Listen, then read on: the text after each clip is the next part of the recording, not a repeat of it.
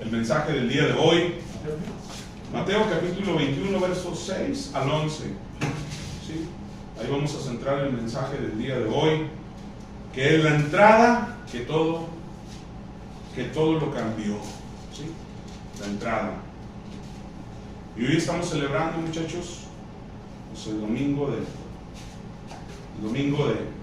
cuando Jesús entró por Jerusalén, ¿sí? La entrada triunfal. Pero nosotros no la celebramos igual que la iglesia tradicional. Ellos la celebran una vez al año.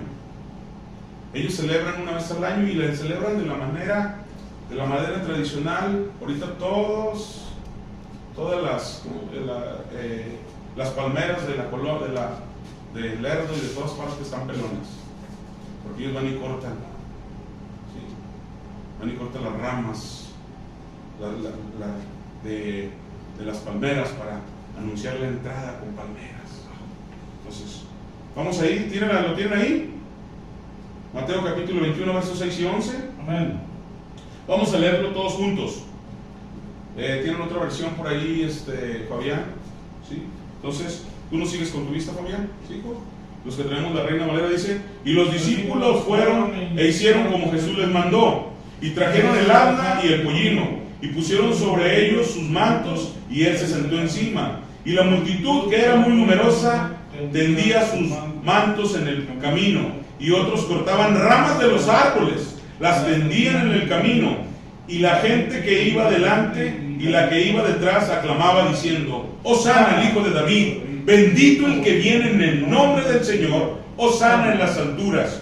Cuando entró él en Jerusalén, toda la ciudad se conmovió diciendo: ¿quién es este?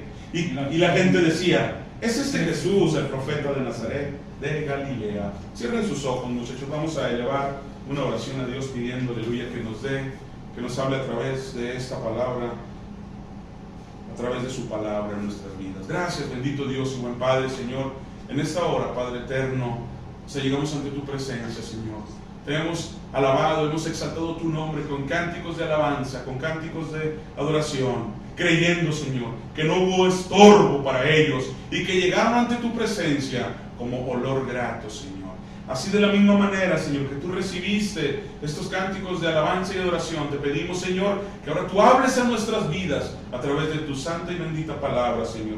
Quita todo lo que estorbe, Señor, todo pensamiento contrario, todo lo que el enemigo pueda, aleluya, poner en nuestras vidas, toda distracción, Señor, quítala, Padre bendito. Yo te pido por aquellos, Señor, que están fuera, Señor, por aquellos que andan afuera, Señor, sígueles ministrando, síguelos bendiciendo, en el nombre de Cristo Jesús. Amén. Mire cómo dice el verso 8, dice: la multitud, que era muy numerosa, tendía sus mantos en el camino, y otros cortaban ramas en los árboles. Y es lo que la tradición, la tradición de América lo hace. Va y corta ramas y dice: Hosana, hijo de David, bendito el nombre que viene, Hosana en las alturas. Pero vean que cuando Jesús entró en Jerusalén, toda la ciudad se conmovió y decía: ¿quién es este? No sabían quién era. Estaban adorando, estaban rindiéndole homenaje a alguien que no sabían quién era. Y todavía dicen algunos, para acabarla de regar, y la gente decía: este es Jesús.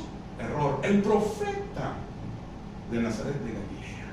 Qué tremendo que adoraban a una persona y no sabían que era el Hijo de Dios. No sabían que es el canto que escuchamos ahorita, aquel que se encarnó, aquel que vino, aquel que padeció por nosotros, aquel que sufrió por nuestra salvación.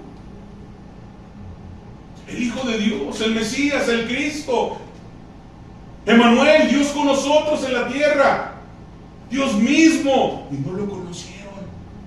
Por eso la Biblia dice: a los suyos vino, mas los suyos no le conocieron. Y la gente que hoy lo hace por tradición, déjenme decirles, muchachos, que no lo conocen. No saben a quién adoran, no saben a quién alaban, porque si ellos supieran a quién adoraban y a quién alababan, miren, obedecían su palabra, dejarían sus malos caminos, se arrepentirían y vendrían a los pies de Cristo. Pero no lo conocen. Lo hicieron como aquella gente que lo recibió solo por traer, porque se conmovieron. Pero era necesario que esto pasara, porque acuérdense que el profeta Isaías profetizó sobre ellos, y la profecía de Isaías viene del verso 1 al verso 5, cuando dice, para que se cumpliese lo dicho por el profeta. Ahora, los versículos que hemos leído, muchachos, nos dicen que cuando nuestro Señor Jesucristo entró en Jerusalén, toda la ciudad se conmovió. Es decir, que esa entrada causó un gran impacto en todos los judíos. Se impactaron, quedaron conmovidos. ¿Quién es este?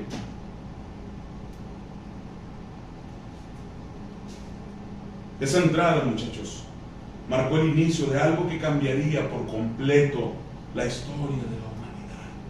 Era la entrada triunfal de Jesús a Jerusalén. ¿Y saben por qué tenía que entrar? ¿Qué le había dicho a sus discípulos 3 veces? Es necesario que yo vaya a Jerusalén, padezca por los sacerdotes, padezca por la gente que vive ahí y muera, pero al tercer día resucite. Es la entrada triunfal a lo que usted y yo tenemos hoy, la salvación en Cristo Jesús al morir en la cruz del Calvario.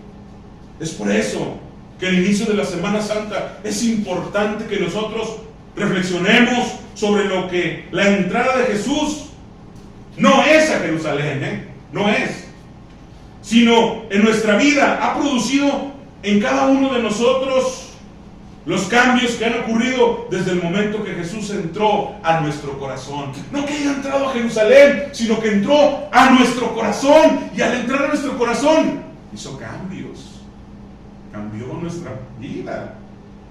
Entró a Jerusalén ¿y qué cambio hubo? Aquellos demás se conmovieron, pero dijeron, ¿quién es este? Ah, es Jesús, el profeta de Nazaret. No hubo un cambio en ellos, pero nosotros que aceptamos, lo aceptamos, sí hubo un cambio. La entrada de Jesús, muchachos, a nuestra vida nos cambió de la muerte a la vida. Y en Efesios el apóstol Pablo dice, y Él os dio vida a vosotros cuando estábamos muertos en vuestros delitos y pecados, en los cuales anduvisteis en otros tiempos, siguiendo la corriente del mundo, conforme al príncipe de la potestad del aire, el espíritu que ahora opera en los hijos de desobediencia.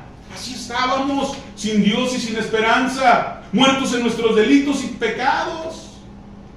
Yo por eso les digo, la gente que no tiene temor de Dios, que es necia en su corazón y dice, no hay Dios. Y si hay Dios, está el Dios que yo quiero, el que a mí me conviene, no Cristo. Vean, muchachos, eso todavía opera en los hijos de desobediencia. El príncipe. Pero Él nos dio vida a nosotros. Nos dio vida. La muerte espiritual es una desconexión total con Dios. El que está muerto espiritualmente no conoce a Dios, no conoce su plan, no conoce su propósito, no conoce la salvación y el medio por el cual Dios nos da la salvación, Cristo Jesús. No la conocen. Están muertos, están desconectados totalmente de Dios. Es verdaderamente, muchachos, una separación irreparable. No se puede reparar. El hombre no la puede reparar. Y el apóstol Pablo en Romanos capítulo 3, verso 23 dice, por cuanto todos pecaron y están destituidos de la gloria de Dios. Pero cuando Jesús, muchachos, entra a nuestra vida, hace que nos volvamos a conectar con Dios. Produce una conexión tan maravillosa que nos acercamos a Dios de tal forma que nos hace sus hijos y nos vuelve parte de su familia. Qué maravilloso es conectarse con Dios. Somos sus hijos, nos hace sus hijos, nos hace parte de la familia. En Juan capítulo 1, verso 12 dice, mas a todos los que le recibieron, a los que creen en su nombre, les dio potestad de ser hechos hijos de Dios. Vean lo que hace Jesús. Vean lo que hace. Y no solamente Juan, el Evangelio según San Juan, sino el apóstol Pablo también dice ahí en el capítulo 2, verso 19 a los Efesios, dice, así que ya no sois extranjeros ni advenedizos, sino ciudadanos de los santos y miembros de la familia de Dios. Todo los beneficios que obtenemos al aceptar a Cristo en nuestra vida. Hijos de Dios. ciudadanos, familia de Dios. Cuando antes éramos ¿qué? Esclavos, muertos en nuestros delitos, en nuestros pecados.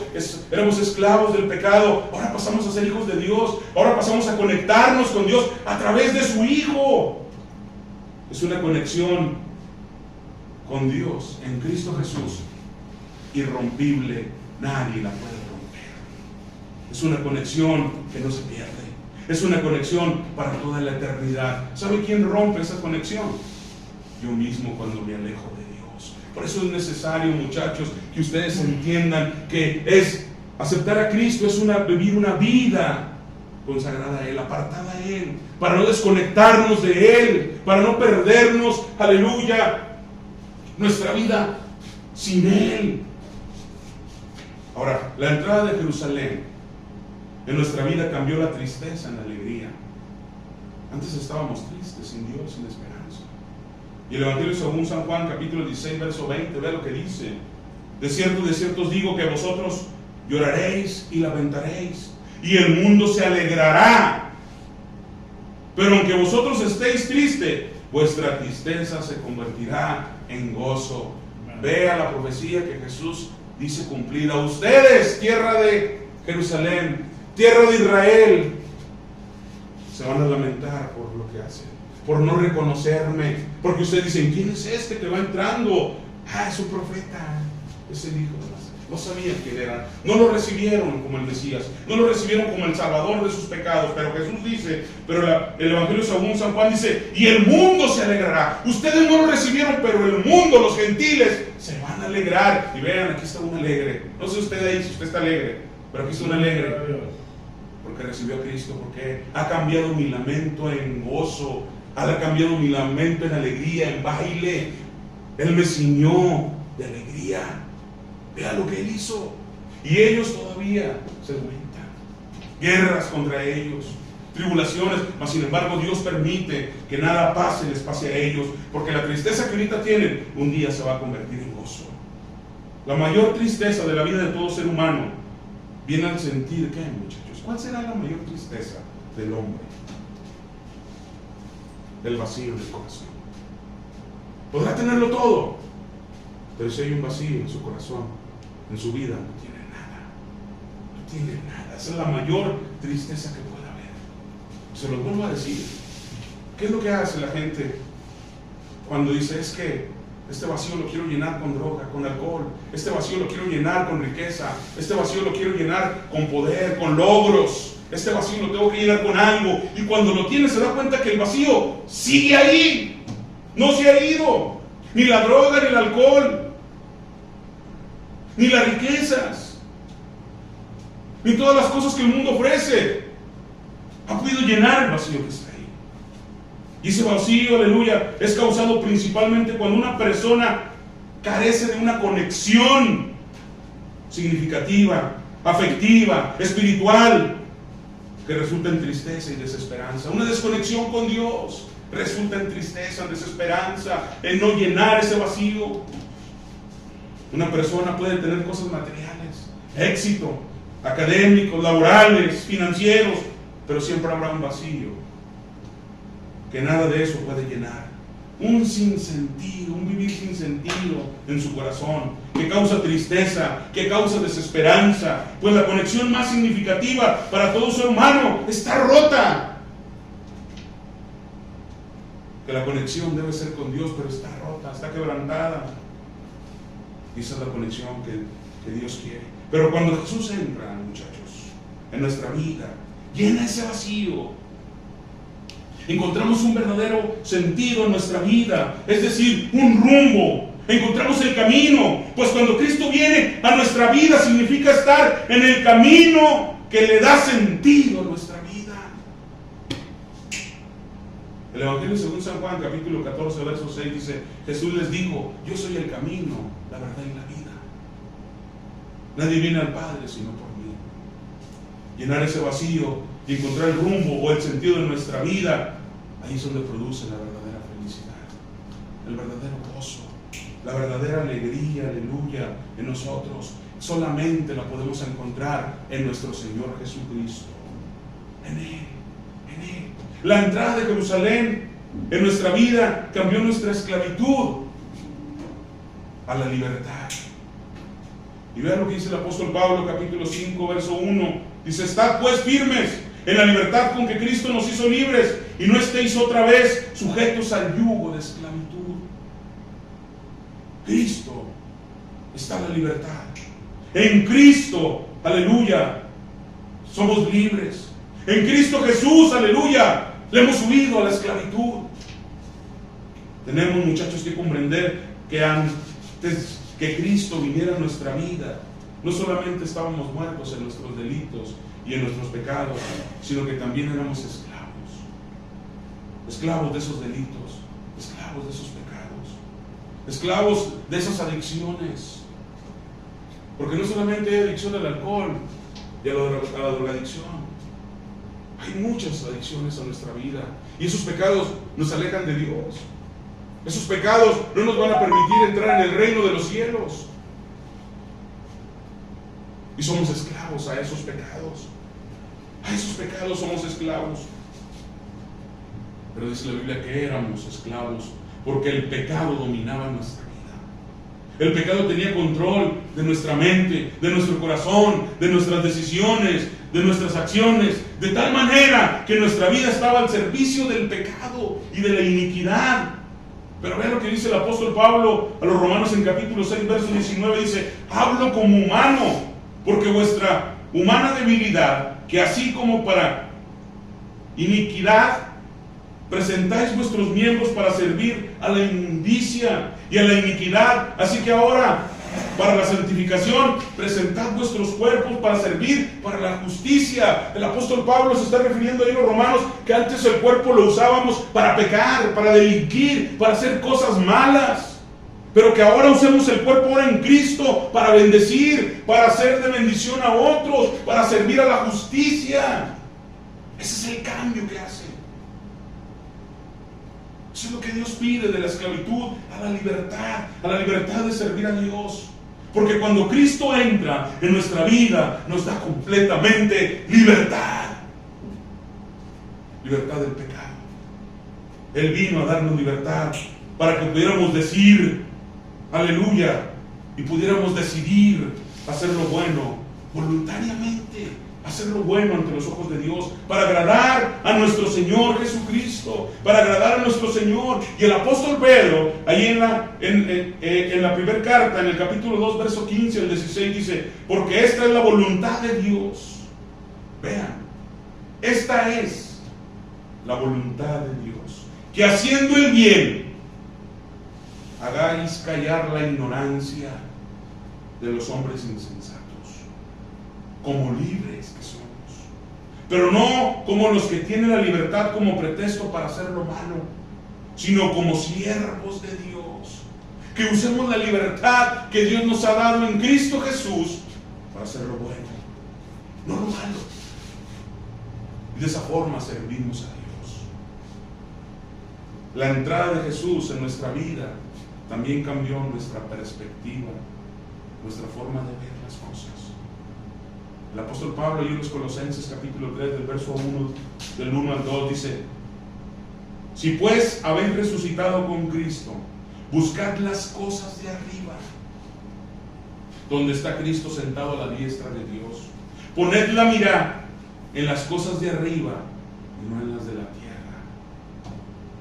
Acuérdense las enseñanzas de nuestro Señor Jesucristo. ¿Para qué hacéis riquezas en la tierra, donde el orín corrompe y el ladrón roba? Mejores tesoros en el cielo, donde el orín no corrompe, ni hay ladrón que robe. Pongamos, muchachos, pongamos, aleluya, nuestra mirada en las cosas de arriba. Sirvamos a Dios, aleluya, para un bienestar para nuestra vida. La perspectiva es la manera de cómo vemos la vida. Es nuestra visión, es decir, es lo que estamos enfocados, en lo que usted y yo estamos enfocados. ¿Se acuerdan? El apóstol Pedro, ¿qué le pasó? Cuando dijo un fantasma, dijeron, y Jesús dijo: soy yo. Si eres el maestro, si eres Jesús, di que yo vaya hacia ti. Y descendió de aquella barca. Y cuando descendió de aquella barca iba caminando hacia Jesús. Pero al momento que iba caminando hacia Jesús, ¿qué dice la Biblia? ¿Qué pasó? Quitó su mirada, su perspectiva, se desenfocó de Jesús y miró lo que estaba alrededor, la tormenta. Y cuando vio la tormenta se pensó a hundir. No quitemos nuestra mirada de Jesús. Antes que Cristo viniera a nuestra vida, nuestra visión de vida, o en lo que estábamos enfocados, era lo terrenal. ¿Qué comeremos? ¿Qué vestiremos? ¿Tendremos para salir de vacaciones? Lo que pensaban otros pueblos: comamos, durmamos, trabajemos porque un día, y embriaguémonos porque un día moriremos. Pensamiento. Ese pensamiento lo teníamos. Un pensamiento enfocado en lo de la tierra. Quiero mi casa, quiero tener aquello. No quiere decir que es malo, pero ese era nuestro enfoque solamente. Nuestro corazón estaba dividido y teníamos como prioridad y enfocados en lo terrenal, en la casa, en la escuela, en esto, en aquello. En eso lo teníamos. Eso era lo que teníamos, nuestro enfoque. Estaba lejos de Dios, lejos de vivir una vida grata a Dios. En las cosas mundanas, las cosas que el mundo busca, las cosas que agradan al mundo, los placeres de este mundo, los bienes materiales de este mundo, las riquezas, la fama, las pasiones de la carne, los vicios. Los vicios. Y es por eso que la palabra de Dios nos hace una pregunta muy importante. Ahí en Romanos capítulo 6, 21. Pero ¿qué fruto tenías de aquellas cosas de las cuales ahora te avergüenzas? ¿Qué fruto tenías? ¿Qué fruto para Dios? ¿Qué fruto para los demás? Nada. Porque el fin de ellas, dice la Biblia, es la muerte. Es la muerte, muchachos. Pero cuando Cristo entró en nuestra vida, cambió nuestra perspectiva, cambió nuestras prioridades.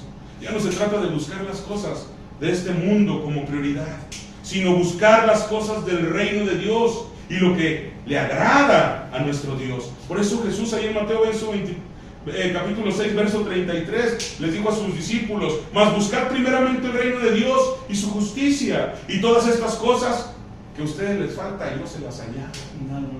Amén, gloria a Dios. El día de hoy, muchachos, hemos podido reflexionar sobre todos los cambios extraordinarios que se han producido en nosotros, que le hemos dado la entrada del Señor Jesucristo a nuestras vidas. Pero hay una pregunta muy importante. La pregunta más importante de esta Semana Santa es: ¿ya entró Jesús en tu corazón? Jesús está allá en tu corazón. ¿Ya entró Jesús en tu corazón? Si la respuesta es sí, muchachos, pues gloria a Dios. Deja que se quede ahí. Gloria a Dios. Deja que se quede ahí en tu corazón. Deja que Él te siga bendiciendo. Deja que Él, aleluya, more en tu corazón. Así, muchachos, les voy a pedir que se pongan de pie vamos a orar, aleluya.